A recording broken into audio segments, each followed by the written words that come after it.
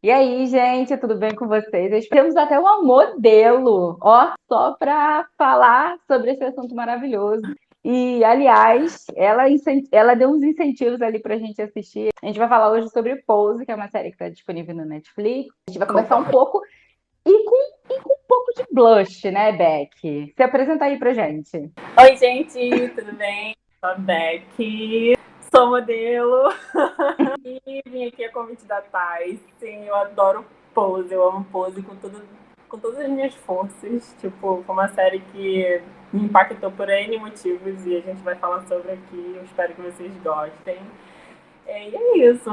Beck, quem que você vai se inspirar hoje? Ou vai ser uma coisa mais solta? Então, eu decidi tentar uma inspiração. Inclusive, foi a inspiração do meu cabelo. Angel é personagem de Pose, uma Sim. pessoa icônica na série, e assim, ela é maravilhosa. E vai ser uma inspiração de maquiagem, assim como foi inspiração de cabelo. É o que a gente espera no final. Eu tô sem espelho, então tem tudo pra dar errado, já comunico. Eu comecei a assistir Pose depois que recebi uma indicação de um amigo meu que é do Vale, como a gente gosta de chamar, que é gay. E assim, ele é super apaixonado por séries e filmes. E assim, ele já tinha assistido Pose e falou: bicha, assiste essa série, é um marco, um acontecimento, é muito importante, por N coisas, mas só você vendo pra você entender. Aí eu falei assim, tá, né? Vamos lá, vou assistir assim que eu conseguir ter tempo, porque comigo é assim, tem que ter tempo. E depois de um tempo, porque Pose já tinha saído, já tinha um tempo, eu parei pra assistir e assim, eu chorei. Ah, mas eu chorei do início ao fim. É uma série que marca realmente, né, pelas suas causas e por tudo, né? E Uhum. eu fiquei extremamente apaixonada pela primeira temporada. Eu tava na época conversando com os amigos que assistiam também, né? E eu fiquei assim, gente, por que vocês gostam de me fazer chorar? Eu sou a pessoa péssima pra isso. Passei pra Deus e o mundo. Falei, gente, assiste aí, porque isso aqui, muito bom. Então, eu acho, não tenho certeza, que você já tinha comentado alguma coisa com o Dutra sobre essa série, ou não sei se você comentou quando ele postou alguma coisa a Uhum. respeito. E, na verdade, meio que foi curiosidade, né? Eu tenho um certo preconceito com alguns conteúdos do Netflix, porque o Netflix é aquilo, né? Um dia ele tá bom, outro dia ele tá um caos. Só que aí, por curiosidade, a gente achou essa série e sabe aquele conteúdo que você para pra ver e, tipo, não consegue fazer mais nada? Você não consegue, tipo, meu Deus, comecei a varrer a casa na frente da televisão e eu tô ali, tipo, meu É Deus. isso. É porque Pose é um tiro atrás do outro, né? E aí você fica só naquela rajada. Sim, é bem estilo novela, moda antiga. Eu não posso falar de novela hoje, porque infelizmente eu não assisto mais. Um dos personagens que mais me tocam, particularmente, o personagem vivido pelo Billy Potter, ele é incrível pra mim. Ideal.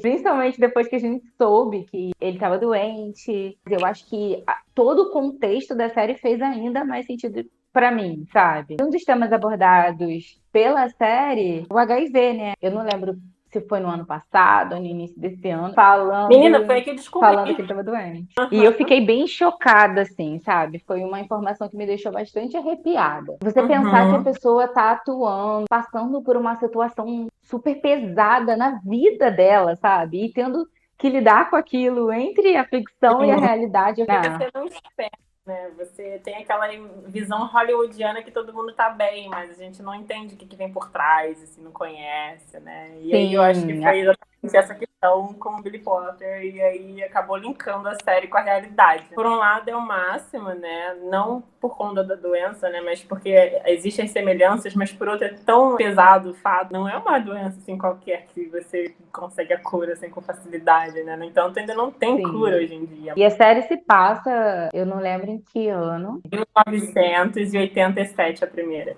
ou seja, era lá no início, quando as pessoas estavam começando a descobrir a doença, na real. real, porque eu lembro que a série retrata isso com muitos detalhes. Ah, tem uma doença. Inclusive, eles duvidam muito da possibilidade de existir uma doença que é sexualmente transmissível. Já se falava em sífilis, já se falava em gonorreia, necessidade de cuidados. Pelo menos a série, os personagens falam isso de forma muito aberta. As pessoas duvidavam da informação. E eu acho que a revolução, com a chegada da internet, a chegada da melhor comunicação, trouxe uma revolução sensacional nesse sentido, né? Sim, e aquilo, né? Antigamente, né? Já tinha o lado da homossexualidade, já tinha o lado da questão deles quererem ter a liberdade de expressão e, assim, aquela coisa presa ali, e aí vem a doença, e foi uma coisa que virou uma epidemia muito rápida, né? Então chocou muito ao mesmo tempo. E com falta de informação, acabou se tornando uma coisa, assim, muito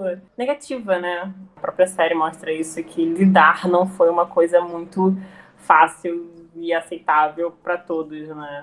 E aí, verdade, eles cada vez mais se sentindo ameaçados, né? A gente falou sobre. A gente já foi direto para a doença, que eu acho que é um dos pontos que mais chocam, assim, no meio da série. Sim. Mas a série são casas, né? Que são chamadas de casas, que abrigam pessoas em situação de vulnerabilidade, mas especificamente pessoas transexuais, pessoas homossexuais. E existe até o momento que abrigam heterossexuais, né?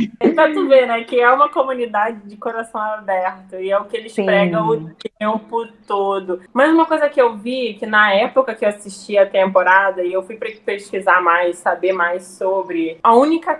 Eles abordam todas as letras em termos do LGBT, né? Só tira o L. E o preconceito dentro deles mesmo, porque a mulher lésbica não queria dividir o espaço dela com o homem trans, que é mulher, no caso. E assim, eu achei muito doido, cara, porque é uma coisa muito corriqueira, né? Tipo, a gente vive isso até hoje, né? São problemas antigos, mas no mundo atual.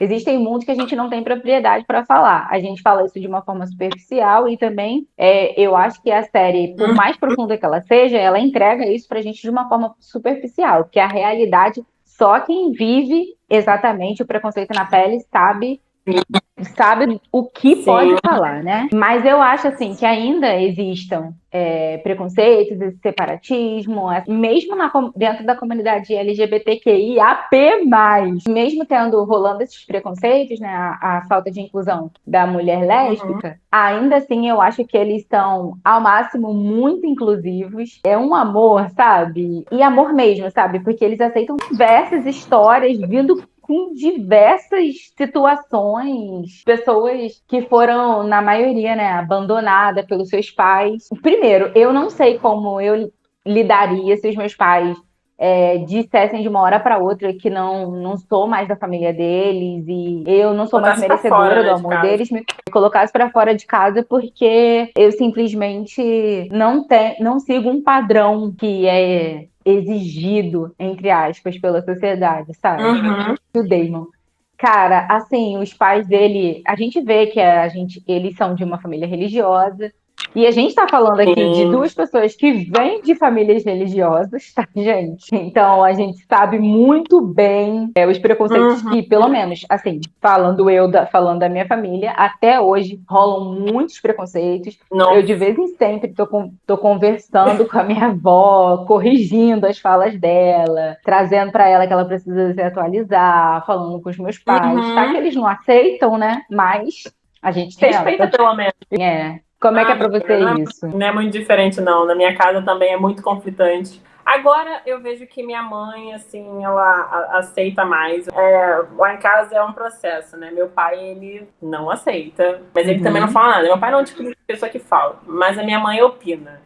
E ela opina sempre de forma muito rude e errada. Aí a gente tem que ficar moldando, tem que ficar ali manejando a situação toda, fazendo entender que não é assim, que merece respeito, ok, você pode não gostar, ninguém é obrigado a agradar ninguém, não é mesmo? Mas, assim, respeito é bom e todo mundo gosta, né? Então, assim, prezar por isso é o essencial. O pai também, o que ele não fala, às vezes ele solta só uma brincadeirinha, uma piadinha, que a gente já vê a opinião dele sobre. Eu espero ainda que um dia eles mudem a convicção deles, né? A concepção deles e aceitem nossa realidade e que o amor, acima de todas as coisas, é o que que tem que existir, né? Sim. E você falou do Damon e tudo mais, eu lembrei da cena logo no início da temporada, que assim que ele realmente sai de casa, que a mãe dele expulsa ele, né? Porque ela não tem essa firmeza, né, com o marido dela. Imagino eu que seja a questão do machismo também. Sim. O amor que você falou, né, acolhimento, a Blanca acolhendo ele, gente, a forma como ela luta durante as 2 temporadas, eu acho que, assim, um tchan tão essencial ali, tão fundamental, que é como se ela fosse o pilar de toda a série, de toda a temporada, Sim. né? E ela também acaba aparecendo com problemas, assim, no desenvolver, porque ela também adquire a doença.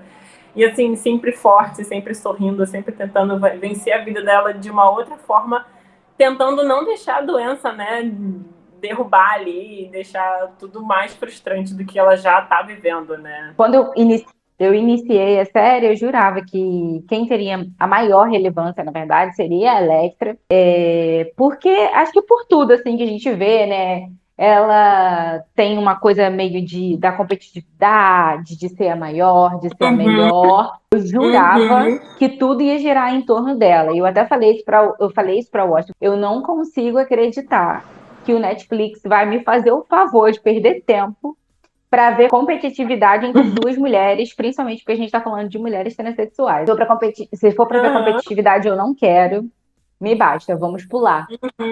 Depois que eu vejo que, na verdade, a Electra, que é a mãe da Blanca, né? Que ela foi a pessoa que acolheu a história da Blanca, que a Blanca também foi colocada para fora de casa. Inclusive, o velório da mãe da Blanca, um dos episódios que me deixa extremamente arrepiada. Eu fico arrepiada só de lembrar, porque a Blanca lá fazendo um discurso e tentando se relacionar com o irmão dela, me acaba, sabe?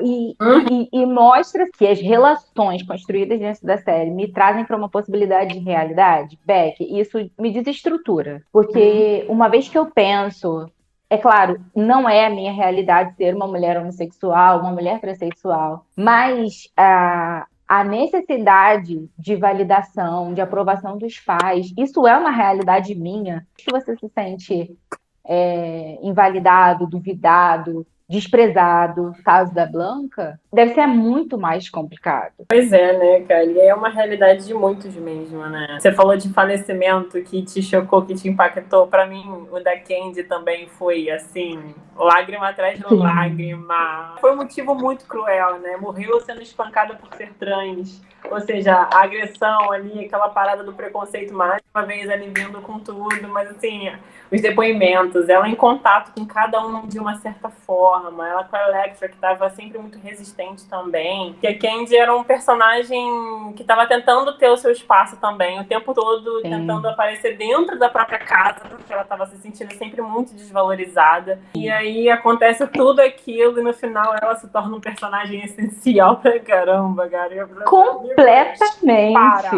Pra mim, ela marcou muito a segunda temporada, porque a gente acompanhou toda a primeira, né? Ela tentando se evidenciar, tentando aparecer de alguma forma, colocou a própria vida dela em risco quando ela tenta fazer processos estéticos, né? Com aquela louca lá, carniceira. E aí, tipo, ela no final acaba falecendo, e aí foi triste, mas foi um dos melhores ápices, assim, da segunda temporada. Fora todo aquele processo com o Preytel que vai acontecendo. Apesar de que, né? A série, a segunda temporada, ela já começa muito pesada, porque foi a morte do namorado do Preytel. E o fato deles colocarem ele como indigente, porque ninguém foi reconhecer o corpo, né? E esse lugar existe de fato, né? Eu acho legal da série, inclusive, é isso. O Ryan Murphy pensou em realmente misturar as realidades, né? Porque aquele lugar existe nos Estados Unidos, esse tipo de situações existem, né? E assim, ele abordou de uma forma triste, realística e ao mesmo tempo trazendo aquela petada de tipo, não desista. A gente sabe que o Ryan Murphy comete umas gafes no meio do caminho? Comete, mas ele conseguiu fazer Pose brilhar, por mais que tenha essas gafes, eu não identifiquei, pelo menos assim, eu não lembro agora de todos os episódios, porque já tem um tempo que eu assisti, mas Saiu gostosinho, saiu do forno maravilhoso e, assim, Pose de cara é uma das melhores séries que ele fez. Eu amo American Horror Story, mas... Eu não conheço muito o trabalho dele, mas é engraçado, né? Exatamente o que você falou. Uma coisa vai levando a outra. E já, óbvio, a gente já procurou outras coisas para assistir dele. Inclusive, uma coisa que eu assisti recentemente do Ryan Murphy, que eu não fazia ideia e que é muito antigo, acho que metade do universo já viu, Comer, Rezar e Amar. Mas para além de Ryan Murphy, eu amo, assim, as pessoas que foram convidadas, e uma das maiores surpresas dessa série, na minha opinião, foi, assim, agora falando de uma forma técnica, obviamente, né, porque as surpresas da narrativa são excelentes, mas eu não fazia ideia de que as personagens eram mulheres trans e de que os homens eram homens gays, e eu fiquei, assim, chocada. Você sabia que Ryan Murphy também é gay? Eu descobri, na verdade, ontem. Cara, eu, assim, assistindo Pose, que eu também descobri o elenco e tudo mais, eu fiquei assim... Eu lembro que na época eu tava falando com a Jéssica, aí ela falou assim, menina, legal, né, que todo mundo é trans, que não sei o que, gay, não sei o que, nananã. Aí eu, não, mas isso aconteceu depois de eu comentar. Depois de eu comentar, porque eu falei, Jéssica, esse elenco é diferente, né? As meninas são mais... Nossa, que maquiagem, né? Eu fiquei assim, caramba, chocada, né? Aí eu fiquei muito chocada, porque você olha a Angel, ela... Você não diz. A Angel foi a que eu mais fiquei chocada também. Sim, e ela tem seios, ela tem um corpo maravilhoso. Isso foi muito impressionante pra mim, e na verdade eu acho que todo tipo de produção cinematográfica, TV e tudo mais, precisa fazer as coisas dessa forma. A gente já tá muito... já são muitos anos, eu acho, de luta dessa comunidade para você ligar a TV e você ver menino vestido de menina, fazendo personagem, um homem hétero fazendo papel de uma mulher. Se você tem tempo de inclusão, para mim significa isso. Para além de você levantar uma hashtag na rede social, é atitude mesmo, sabe? E isso precisa chegar para o cinema, isso precisa chegar para as séries. Mas eu acho muito chato um homem contar a narrativa de uma mulher. Você tem que dar voz a quem é de direito. É a vivência, né? E só aquela pessoa sabe o que ela passou na pele ali e tudo mais. Aí é onde eu acho muito legal o Ryan ter feito da forma que fez, porque ele, sendo gay, ele entende, ele viveu aquilo na época dele. Os próprios atores viveram aquilo, sabem, tem propriedade para falar da situação. Exatamente. Que passou pelo preconceito, passou pela rejeição, passou pelo fato de ser expulso de dentro de casa pela família. Ou seja, viveu tudo aquilo que eu e você, com certeza a gente não pode chegar e falar com uma propriedade, porque a gente não viveu mesmo. É um nível de representatividade estupendo. Eu acho que é estupendo. Eu acho que ao mesmo tempo que deve ter sido incrível, deve ter sido muito complicado a pessoa atuar revivendo coisas, né, do passado, da história dela. É claro que não da forma que o Ryan conta, mas muito similar, provavelmente. Mas a série trata a história de pessoas que se relacionam, mas principalmente o foco da série é tratar a história das casas. E aí o que acontece? Lá acontecem os bailes, né? A diversão ali, as danças, os looks. Sim, tudo meio que acontece de uma forma muito louca, né? Porque, pra te falar a verdade, quando eu vi o primeiro episódio, que eu vi a Electra e o pessoal da casa dela saindo do museu, eu fiquei meio... Essa cena é muito louca, mas é tão maravilhosa, porque depois da apresentação eu falei... Para tudo. Confesso que eu amo. Meu sonho, assim, eu já tinha vontade, porque eu já sabia que esses tipos de bailes aconteciam, né, nos Estados Unidos. Acontece aqui também. Eu fiquei louca, esvairada da minha vida para poder frequentar um baile desse. Eles são maravilhosos, assim, a dança, é tudo muito característico deles, sabe? E aí você vê a questão cultural deles e é lindo, lindo, lindo, lindo. E eu fiquei assim, eu preciso um negócio desse. Era uma forma deles celebrarem, deles curtirem, já que eles eram 100% censurados e privados de falar disso abertamente nas ruas, como ainda acontece hoje. Mas os bailes eram coisas, assim, excepcionais. Os looks, a criatividade que o pessoal tem. Mesmo a casa da Blanca, que não tem, né? Depois que ela inventa de ter uma casa sozinha, ela sai da casa da Electra. E ela foi tudo super na criatividade ali, usando a ajuda do Preytel, que super foi um anjo da guarda na vida dela, ajudando muito ela nesse processo de crescimento com a casa dela, porque realmente manicure, só isso. Não, na época, né, não tinha muito, ela só tinha a casa dela, né? E eu acredito que o restante que ela viesse ter era graças à Electra, que tinha os clientes dela que pagavam ela, né? Então, assim,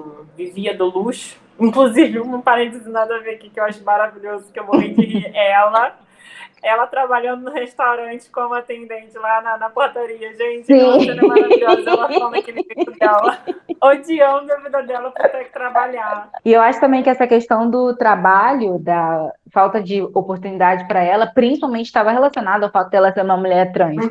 Os homens, as pessoas não tinham a informação da maneira que ela chega hoje na internet, mas as pessoas reparavam no comportamento, na forma de vestimenta, apesar de que a gente vê que mulheres trans nessa série se relacionam com homens héteros. E homens héteros, aliás, muito mal resolvidos, que eu fico putíssima com esses caras babacas que exploram, a minha opinião pelo menos é essa, eles são grandes exploradores, porque eles têm uma super vergonha, são caras casados, botam uma máscara, um super tabu em cima disso, e ainda por cima fica no ao vivo lá, em público, fica humilhando mulheres. Mas é o caso muito bem citado do próprio personagem do Evan Peters, que ele vem como o marido que trabalha no próprio Tower, e aí ele super foge da realidade dele, querendo ir se encontrar com a Angel e assim apresentar um universo de dona de casa, mas aquilo sente que ele não iria na vida dele com ela, que ele não iria abrir mão do casamento dele com ela para viver com ela uma mulher trans. Ele não iria, era mais uma realização de fetiche, o que é uma sacanagem com a gente, assim, o lado feminino, né, seja trans ou mulher. É uma sacanagem, é tudo por talvez ego, falta de coragem do homem, né, machistas da vida aí, se é que essa palavra existe. Tem um momento ali, na verdade, que eu jurava que ele iria realmente largar o casamento dele pra ficar com ela, que é o momento que ele começa a dar apartamento para ela, e o colega de trabalho dele descobre tudo, conta para a esposa dele, começa a dar em cima da esposa dele, outro babaca para a história, para conta. Ele teoricamente também está passando por uma pressão, né? Mas por outro lado, só acho ele um grande babaca. Também, aí já no caminho dessa, falando sobre essa exploração feminina e a humilhação que rola ali, eu acho que isso também acontece com a Electra, que ela tem aquele caso com aquele cara lá, aquele ricão que banca ela, né? Eu entendo como uma construção, sabe? O Washington costuma falar que é o ciclo do ódio, que é um maltrata um, que maltrata o outro, que maltrata o outro, que maltrata o outro. E no caso ali, o amante já tá com ela há muito tempo, pelo que a gente entende na narrativa da história. E assim, não assume a pessoa dela, ela se sente humilhada, é facilmente comprada, rola aquela coisa toda dela ficar pobre do nada porque ela quer realmente fazer cirurgia de retirada do órgão masculino. O cara ele não humilha ela mais ainda, e ela, com todas essas frustrações, né? Ela joga em cima de todo mundo que supostamente ela acolheu, né? O ciclo do ódio também fazia com que os filhos dela ficassem na casa dela por puro interesse, porque todo mundo sabia que era maltratado, né? É aquilo, né? Tipo, além disso, o título, né? Que é por anos era a melhor casa, por anos sempre ganhando os melhores troféus, por conta das loucuras que ela fazia, graças às ideias que ela roubava da Blanca. Então, assim, ela saiu caindo, desmoronando quando a Blanca saiu, né? E aí, assim, acho que foi aí o início do ciclo dela de perda, né? Início da temporada, da primeira temporada, ela vem toda prepotente, eu sou a mãe, eu sou assim. No final, a Blanca se tornou a mãe da mãe. Então, assim, foi um motivo que pra ela se viu suficiente pra descontar nos próprios filhos, o que não justifica, né? Mas acho que ela foi super um personagem também muito essencial na segunda temporada. temporada. Muito. E ela cresceu muito, assim como Blanca cresceu, ela cresceu numa outra vertente, porque ela tinha tudo para ser a vilã, e aí se tornou uma melhor criança assim, na situação. Mas eu queria que você falasse um pouco mais sobre o mundo da moda, assim, o que você acha, a relevância, se você tiver alguma coisa para colocar em relação a isso.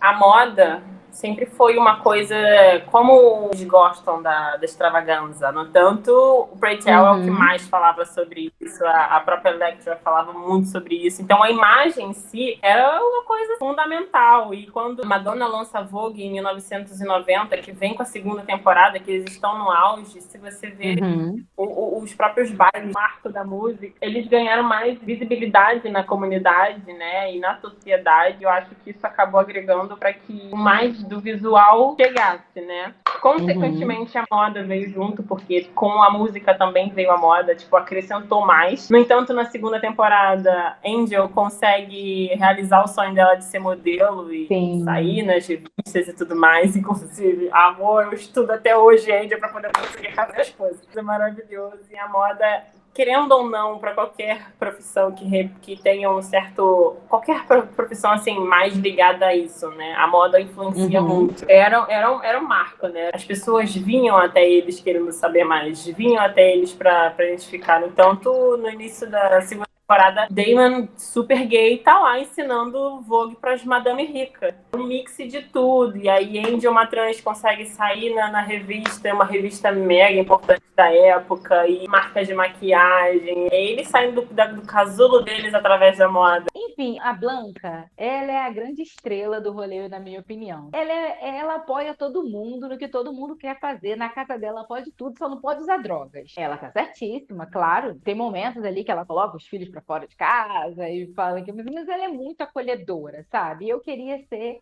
a Blanca do rolê, porque ela é amor de todo mundo. Ela tem a das histórias ali, as mais sofridas. Quando ela abre aquele salão lá, e aquela mulher sacaneia ela super. Eu tenho um ódio daquela mulher que ela vai lá no hospital, na área ali dos aidéticos. Aliás, essas cenas são muito doloridas quando eles fazem aquele show de talentos lá na área para poder ajudar na teoria, né? Ela é tão acolhedora que ela vai participar desse show de talentos com o Preytel, né? Ela ainda assim sempre levanta a cabeça, opa, vamos, não vamos deixar nos abalar. Próximo, vamos, o que passa? Uma coisa que achei maneiro também, que aconteceu na série, que através disso, né, começou-se as manifestações a favor da comunidade, a visibilidade e o fato de pararem, né, de associar sempre a AIDS ao homossexual, porque no final o jogo virou o homem hétero quem transmitiu uns anos, coisa muda, né? Era o que eu queria falar mesmo sobre ela, como ela apoia o futuro do Damon, sonhos de todo mundo, ela sempre apoia, o Preytel lá doente, ela tá sempre querendo que a autoestima de todo mundo esteja elevada, esteja bem. No momento que ela fala isso pro Preytel, independente se você vai estar aqui amanhã ou não, crie expectativas, pense em sonhar. Tem até o momento que os filhos dela falam para ela que ela precisa olhar para os próprios sonhos, realizar as coisas que ela também deseja. E assim, acho que a gente já falou até demais. Procurem assistir a série, que é uma série completamente fora da caixinha. E, aliás, me gerou interesse em ver outros conteúdos dentro desse mesmo tema, sabe? E é isso, Beck. O que você achou da nossa conversa? Achei maravilhoso. Ainda mais de uma coisa que, assim, eu adoro falar. Falou em pose, amor. Eu já tô levantando a minha bandeira ali, ó. Me sinto honrada por ter sido convidada. É maravilhoso o papo, adorei. Mas que bom, eu fiquei muito feliz que você topou participar e vou falar para você também o que eu esqueci de falar com outras pessoas, mas eu espero que o pessoal que veja e participou durante essa semana, né, semana prêmio no meu Instagram. Eu agradeço muito, assim, pessoas que apoiam, que chegam junto. TV é um assunto que eu gosto muito de falar, e quando eu encontro pessoas que também gostam de falar disso, ou pelo menos topam embarcar nessa doideira, eu me sinto muito feliz e animada para continuar. E te agradeço muito. Gente, muito, muito, muito obrigada. Beck, fala pra gente onde que a gente te encontra no Instagram. Como que a gente te encontra? Beck Oliveira, só isso mesmo. BECKY. Beck, muito obrigada. Um beijo. Até mais. Beijo, até mais.